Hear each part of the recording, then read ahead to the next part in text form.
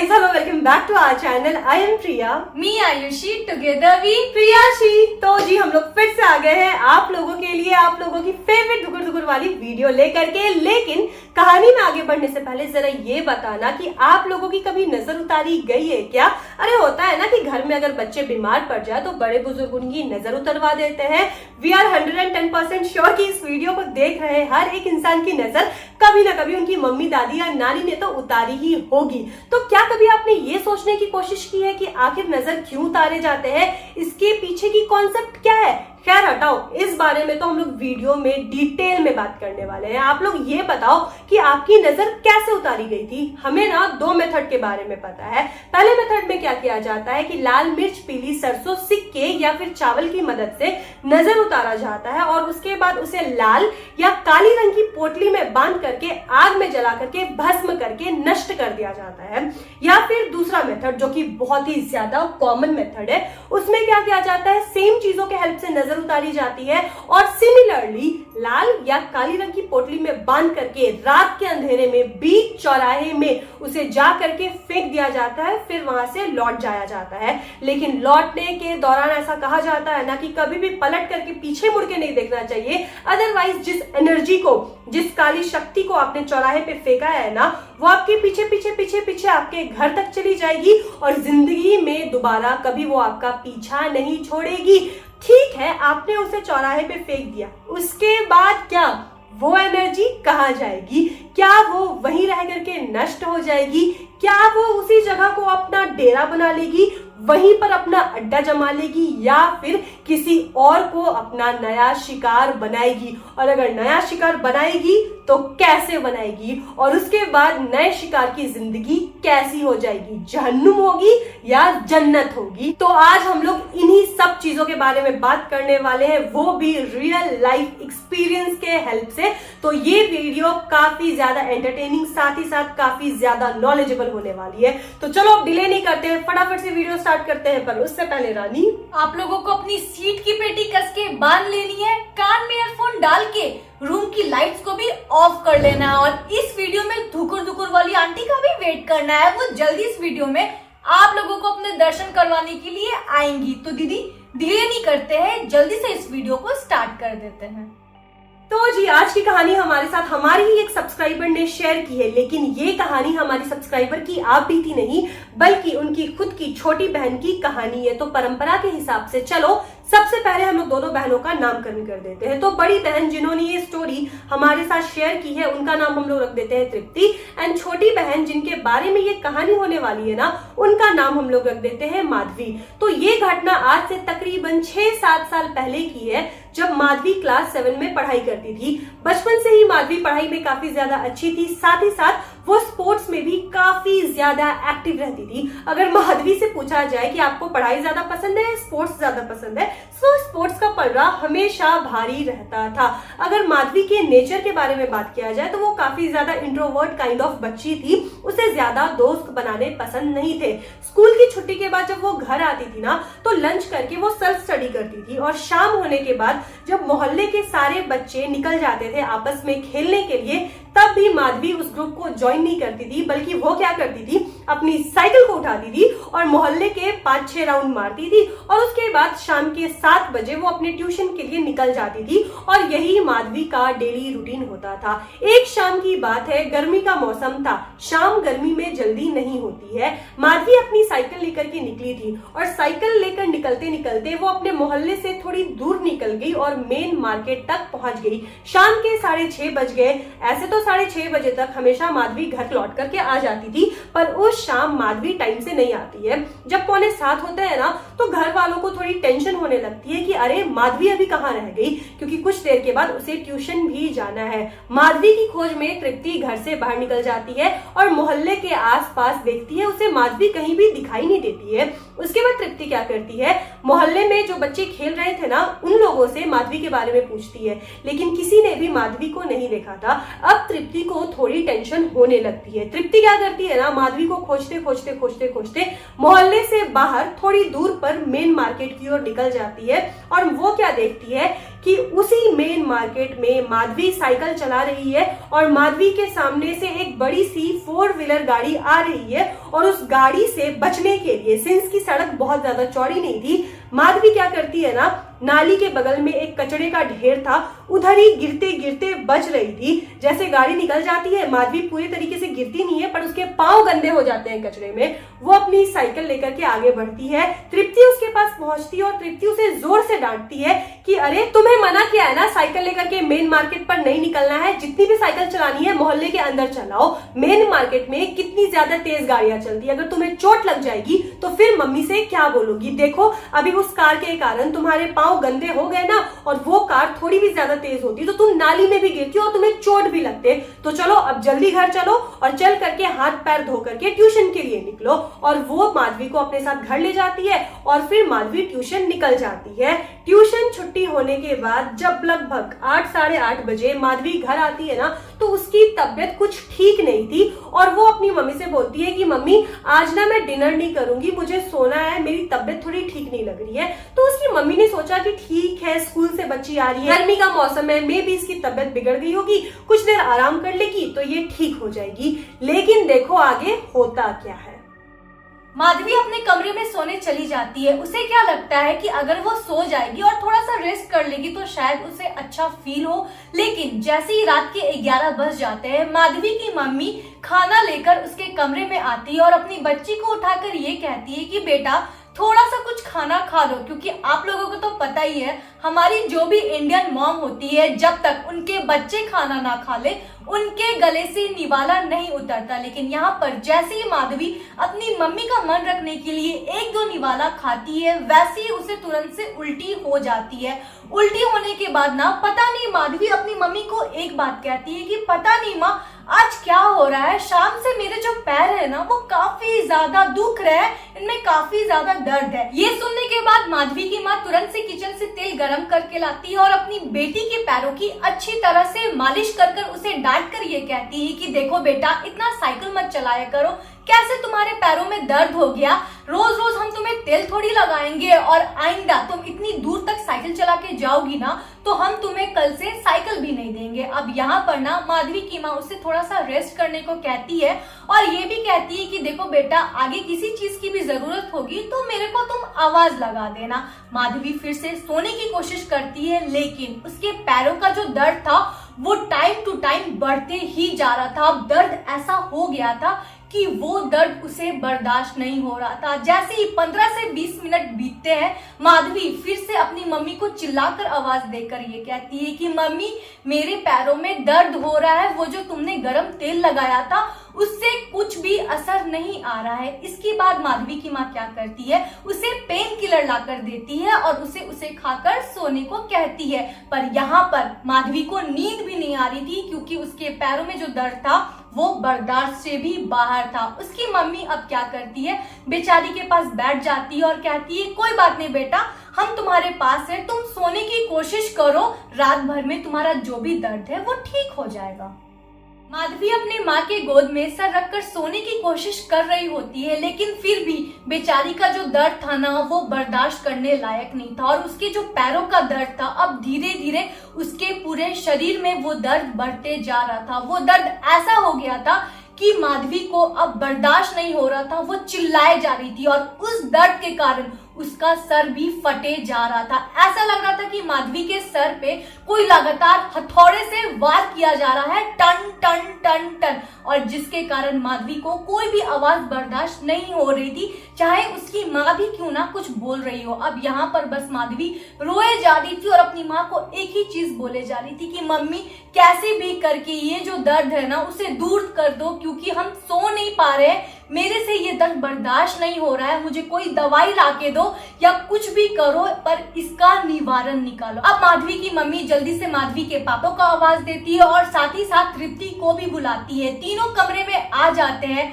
माधवी के पापा माधवी से पूछते भी है कि बेटा एग्जैक्ट तुम्हें क्या प्रॉब्लम है, तुम डिटेल में मेरे को बताओ। पर यहाँ पर माधवी ने ना अपना रो रो कर इतना बुरा हाल कर लिया था, उसके आंखें रो रो कर इतनी लाल हो गई थी कि बेचारी को समझ में नहीं आ रहा था कि किस किस पार्ट में दर्द है वो कैसे बताए, लेकिन वो बस रो के एक ही बात किए जा रही थी कि पापा मुझे समझ में नहीं आ रहा है कि मेरे पैरों को क्या हो गया है, मेरे पैर मुझे फील नहीं हो रहे हैं और पैरों के जो तलवे हैं ना वो इतने ज्यादा जल रहे हैं, उनमें इतनी ज्यादा जलन है कि मुझे समझ में ही नहीं आ रहा है कि मैं इसको कैसे बर्दाश्त करूं। और साथ ही साथ मेरा सर फटे जा रहा है, मेरे बॉडी का एक एक जो स्किन है और एक एक टिश्यू है ना उसमें भी दर्द है, उसमें भी जकड़न महसूस हो रही है मुझे। और साथ ही साथ ना मेरा जो बॉडी है वो मुझे फील ही नहीं हो रहा है, मैं अपनी बॉडी को छू रही हूँ फिर भी मुझे फील नहीं हो रहा है कि ये मेरा बॉडी है। साथ ही साथ माधवी ने ये भी बोला कि उसे लग रहा है ना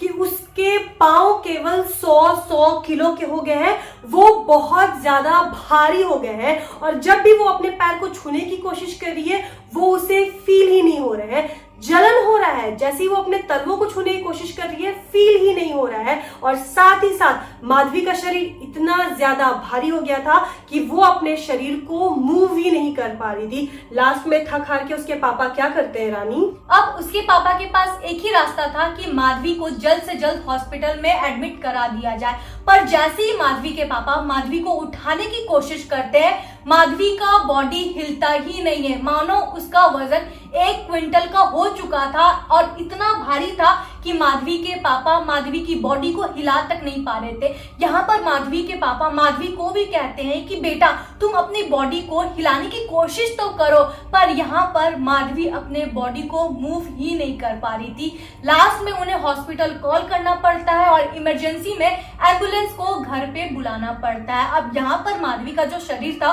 वो इतना ज्यादा भारी हो गया था ना कि हॉस्पिटल के 4 स्टाफ को मिलकर माधवी के बॉडी को उठाने की जरूरत पड़ गई थी। ऊपर से माधवी का जो बॉडी था उसे उन्होंने स्ट्रेचर पे लेटाया, इसके बाद उन्होंने एम्बुलेंस में माधवी को शिफ्ट किया। और माधवी की बॉडी इतनी भारी हो गई थी, उठाने वाले लोग ये फील कर रहे थे, लेकिन अगर आप फिजिकली देखते ना उस वक्त तो माधवी 7th क्लास की छोटी बच्ची ही लग रही थी। किसी को समझ ही नहीं आ रहा था कि इतनी छोटी सी बच्ची के अंदर इतना ज्यादा वजन कैसे आया। अगर बच्ची काफी ज्यादा हेल्दी भी होती है तो समझ में आता कि उसका वजन है, लेकिन माधवी एक बहुत ही ज्यादा स्किनी बच्ची थी आज से 5 से 6 साल पहले। और इस बारे में ना अब किसी को भी समझ में नहीं आ रहा था कि आखिर माधवी के बॉडी के साथ क्या हो रहा है। जल्दी से अब माधवी हॉस्पिटल पहुंच जाती है, वहां पर डॉक्टर्स भी जल्दी से उसे पेन किलर दे देते हैं, लेकिन एक पेन किलर भी उसके बॉडी पर कोई असर नहीं दिखा रहा था। और यहाँ पर जैसे ही डॉक्टर माधवी के बॉडी को एग्जामिन करते हैं कुछ ऐसा भी नहीं निकल रहा था जिसके कारण ये पता लगाया जा सके कि आखिर माधवी के बॉडी में क्या प्रॉब्लम है और उसे किस चीज की तकलीफ है। इसके बाद क्या होता है ना, दर्द से राहत के लिए माधवी को बेहोशी की दवा दे दी जाती है, ये सोच करके कि बेचारी बच्ची को कुछ देर की राहत मिलेगी। माधवी बेहोश तो हो जाती है लेकिन ज्यादा देर तक वो बेहोश नहीं रहती है। इधर घर वालों का रो रो कर बुरा हाल था, किसी को ये नहीं समझ में आ रहा था कि आखिर अचानक से माधवी के साथ क्या हो गया। शाम तक तो वो बिल्कुल भली चंगी थी, उसने ठीक से साइकिल चलाया, ठीक ठाक ट्यूशन गई। आखिर ट्यूशन जाते वक्त या ट्यूशन से लौटने के बीच में उस बेचारी बच्ची के साथ आखिर ऐसा क्या हो गया कि अभी आधी रात में चंद घंटों में वो हॉस्पिटल में ऐसे अधमरी हालत में पड़ी हुई है। माधवी बेचारी जो कि बेड पर लेटी हुई थी बेहोशी की हालत में, उसका चेहरा देखकर भी घर वालों को दया आ रही थी। अब तो उसके चेहरे को देख करके लग रहा था ना कि वो बेचारी बच्ची नहीं बचेगी। यहाँ पर तृप्ति ने हमसे बताया कि दीदी उस वक्त हमें ऐसा लग रहा था ना कि मानो हमने माधवी को जैसे खो ही दिया हो। उसे क्या प्रॉब्लम है, दवाइयों का असर नहीं हो रहा था, डॉक्टर्स को भी समझ में नहीं आ रहा था। बिस्तर पर पड़ी पड़ी बेचारी पेल हो गई थी, उसकी पूरी बॉडी पीली पड़ गई थी और ग्रे हो गई थी। ऐसा लग रहा था ना कि उसके बॉडी में खून नहीं है। किसी ने भी ये नहीं सोचा था ना कि शाम तक जो बच्ची चहक रही थी, नाच रही थी, गा रही थी, उसी आधी रात को वो बच्ची अपनी जिंदगी और मौत के बीच की लड़ाई लड़ेगी। इधर माधवी के पापा अपने कॉन्टैक्ट लिस्ट में जितने भी लोग थे ना सबको कॉल लगा रहे थे ताकि किसी अच्छे डॉक्टर का नंबर मिल जाए और इमरजेंसी में वो अपनी बेटी को वहां ले जाए। लेकिन उस आधी रात में आखिर फोन उठाएगा भी कौन? सुबह के जब 5:30-6 बज जाते हैं तब माधवी की माँ अपनी माँ को फोन लगाती है, मतलब माधवी की नानी को फोन लगाती है और वीडियो कॉल पर माधवी को दिखाती है। माधवी की माँ की हालत रो रो करके खराब हो गई थी। जब माधवी की नानी माधवी को वीडियो कॉल पर देखती है और उसके उड़े हुए चेहरे के रंग को देखती है, तब वो माधवी की माँ को बोलती है कि बेटा देखो, मुझे नहीं लगता है कि माधवी को कोई बीमारी है, क्योंकि अगर माधवी को कोई बीमारी होती तो शुरुआत से सिम्टम के बारे में पता चलता। ऐसी कौन सी बीमारी है जो 1 घंटे में हुई और 5 घंटे में बच्चा जिंदगी और मौत के बीच की लड़ाई लड़ रहा है। मुझे लगता है यहाँ दाल में कुछ काला नहीं है। दाल में कुछ काला क्या, पूरी की पूरी दाल काली लग रही है। कहते ही है कि बड़े बुजुर्गों का जो तजुर्बा होता है ना, वो काफी काम का होता है। यहाँ पर माधवी की नानी माधवी की माँ को सजेस्ट करती है कि उनके जो खानदानी गुरुजी थे, जिनकी वो लोग शुरू से पूजा करते आ रहे थे, उनसे कॉल पर बात करने, क्योंकि जब दवा असर नहीं करती है ना तो दुआ ही असर करती है। माधवी की माँ ने भी कहा कि हाँ माँ, तुम सही कह रही हो, पता नहीं कैसे इतनी टेंशन में मेरे दिमाग से गुरुजी निकल ही गए थे। मैं तुरंत उन्हें फोन लगाती हूँ और अपनी बच्ची के लिए मदद मांगती हूँ। नानी की फोन को काट करके माधवी की माँ गुरुजी को फोन लगाती है। गुरुजी फोन उठा भी लेते हैं। ऐसे तो गुरुजी कभी भी किसी की फोन एक बार में नहीं उठाते थे, पर उस वक्त माधवी की किस्मत अच्छी थी। जब गुरुजी फोन उठाते हैं ना तो माधवी को वीडियो कॉल पर दिखाया जाता है और एक बार में देख करके गुरुजी समझ जाते हैं कि माधवी के साथ क्या हुआ है। वो फोन पर ज्यादा कुछ तो नहीं बोलते हैं, लेकिन बस माधवी की माँ को इतना बोलते हैं कि आप मुझे माधवी को दिखाते रहना, इधर से मैं हल्का फुल्का झाड़ देता हूँ और माधवी को कुछ देर के लिए राहत मिल जाएगी। गुरुजी वीडियो कॉल पे ही माधवी को झाड़ते हैं, कुछ पूजा पाठ करते हैं। 5 मिनट की ये प्रोसेस चलती है और उसके 10 से 15 मिनट के बाद, जैसा कि गुरुजी ने कहा था, माधवी होश में भी आ जाती है। और जैसे ही माधवी होश में आती है ना, सब लोग उससे पूछते हैं कि बेटा तुम कैसी हो, अभी दर्द कैसा है। तो माधवी कहती है कि माँ, मुझे पहले से काफी बेहतर महसूस हो रहा है। दर्द पूरी तरह तो खत्म नहीं हुआ है, लेकिन एटलीस्ट मैं अपनी बॉडी को फील कर पा रही हूँ। अब धीरे धीरे माधवी के हालत में भी सुधार दिखाई दे रही थी। अब सारे घर वाले भी तसल्ली में आ गए थे कि मेरी बच्ची खतरे से बाहर है। पर यहाँ पर माधवी की मम्मी को ये बात समझ में नहीं आ रही थी कि आखिर उनकी बच्ची को हुआ क्या था, क्योंकि गुरुजी के ठीक करने से वो तुरंत से ठीक हो गई और डॉक्टर की एक भी दवाई मेरी बच्ची को सूट नहीं कर रही थी। उन्होंने क्या सोचा कि एक बार गुरुजी को वापस से फोन लगाया जाए और उन्हें एक बार धन्यवाद भी कर देते हैं और मेरी बच्ची को हुआ क्या था उसके बारे में भी हम गुरुजी से एक बार पूछ लेंगे। माधवी की मम्मी तुरंत से गुरुजी को कॉल लगाती है और धन्यवाद देने के बाद ये पूछती है कि गुरुजी एक बार बताइए तो कि आखिर मेरी बेटी को हुआ क्या था। पर यहाँ पर गुरुजी कुछ नहीं बताते। वो माधवी की मम्मी को ये कहते हैं कि मायने ये रखता है कि आपकी बच्ची खतरे से बाहर है, एक बार माधवी ठीक हो जाएगी और आप इसे लेकर घर चले जाओगे, तब मैं भी घर आता हूँ, फिर इस बारे में हम लोग आराम से बात करेंगे। अब माधवी की जो हालत थी उसमें भी तेजी से सुधार दिखाई देने लगती है, जिसको देखकर अगले ही दिन डॉक्टर्स क्या करते हैं, माधवी को डिस्चार्ज भी दे देते हैं। माधवी घर चली जाती है और माधवी के घर जाने के बाद 3 से 4 घंटे के बाद ही गुरुजी भी माधवी के घर पहुंच जाते हैं, क्योंकि गुरुजी ने जो भी माधवी का इलाज किया था वो वीडियो कॉल पे किया था, जो कि टेम्पररी था। गुरुजी भी उस समस्या को जड़ से मिटाना चाहते थे, जिसके कारण माधवी के सामने बैठकर ही गुरुजी इस समस्या का समाधान निकाल सकते थे। अब गुरुजी माधवी से क्वेश्चन करते हैं कि बेटा, जिस रात तुम्हारी तबीयत खराब हुई थी, जरा तुम याद करके ये मुझे बताओ कि उस पूरे दिन तुम बाहर कहाँ निकली थी। अब माधवी यहाँ पर ये कहती है कि गुरुजी, मैं तो स्कूल भी गई थी, ट्यूशन भी गई थी और दुकान भी गई थी। पर यहाँ पर गुरुजी को भी कुछ समझ में नहीं आ रहा था। वो फिर क्या करते हैं, माधवी का हाथ पकड़ते हैं और ध्यान लगाने की कोशिश करते हैं। जैसे ही गुरुजी अपनी आंखें बंद करते हैं, उन्हें बस एक ही विजन आ रहा था, एक साइकिल का और साथ ही साथ बगल में कचड़े के ढेर का। तब गुरुजी बोलते हैं कि मुझे दिखाई दे रहा है कि तुम किसी कचड़े के ढेर के पास भी गई थी।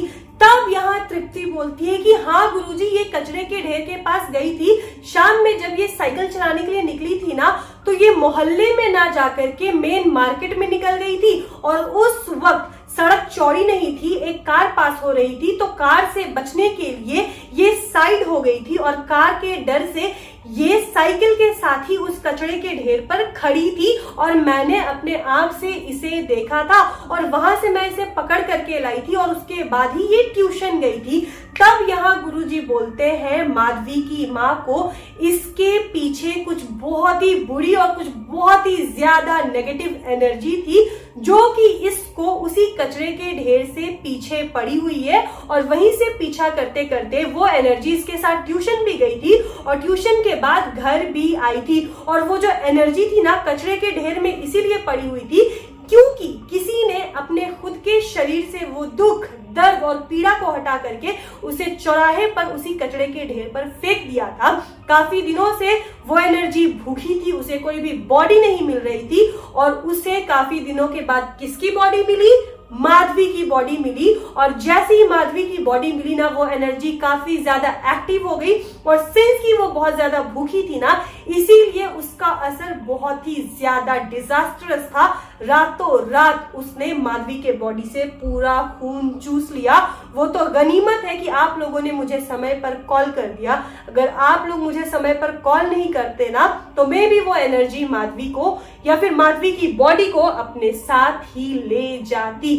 तब यहाँ पर घर वालों को समझ में आया कि आखिर माधवी की ऐसी हालत रातों रात कैसे हो गई। गुरुजी ने माधवी की तो अच्छी से झाड़ फूक कर दी, उसके बॉडी को प्रोटेक्ट कर दिया, साथ ही साथ ये भी बोला कि ये जो साइकिल है ना वो भी मीडियम है, क्योंकि जब माधवी कचरे के ढेर के पास थी तो ये साइकिल उसके पास था। गुरुजी ने उस साइकिल को भी नष्ट करवा दिया और उसके बाद माधवी के परिवार को तसल्ली दे दी कि अब दोबारा माधवी के साथ ऐसा कुछ भी नहीं होगा, और उनके घर वालों को ये भी हिदायत दी कि आप जब सड़क पर चलते हो तो नीचे देख करके क्यों नहीं चलते हो, कभी भी कचरे के ऊपर से चढ़ करके पार नहीं होना चाहिए, क्योंकि कचरा एक ऐसी जगह होता है ना जहां पर बहुत सारी एनर्जीज एग्जिस्ट करती हैं, या तो टोना टोटका के फॉर्म में या फिर जिन के फॉर्म में। हमने एक वीडियो बनाई है जिसमें हमने ये भी बताया है कि कूड़ा कचरा एक ऐसा प्लेस है जहां पर काफी सारे जिन पाए जाते हैं, क्योंकि जिन को गंदगी काफी ज्यादा पसंद होती है। और यही बात सेम हमारे बड़े बुजुर्ग भी कहते हैं, पर हम लोग नजरअंदाज कर देते हैं कि यार ये सब तो अंधविश्वास है, पर ऐसा नहीं होता है। अगर वो लोग कुछ कह रहे हैं तो इसके पीछे जरूर कुछ ना कुछ कारण होगा। पता है दीदी, वेस्टर्न कंट्री में भी ना इसे सोल प्यूरिफिकेशन या फिर एनर्जी प्यूरिफिकेशन कहा जाता है, जिसका मतलब सेम होता है, मोटिव सेम होता है, वो चीज लेकिन कूल साउंड करता है, और यहाँ के लोग इसे अंधविश्वास कहते हैं। एग्जैक्टली ये छोटी छोटी चीजें होती है जिसका ध्यान तो हम सभी को देना चाहिए, भले ही आप कितने भी ज्यादा मॉडर्न क्यों ना बन जाए, लेकिन इन सारी सच्चाई से आप मुंह नहीं मोड़ सकते हो।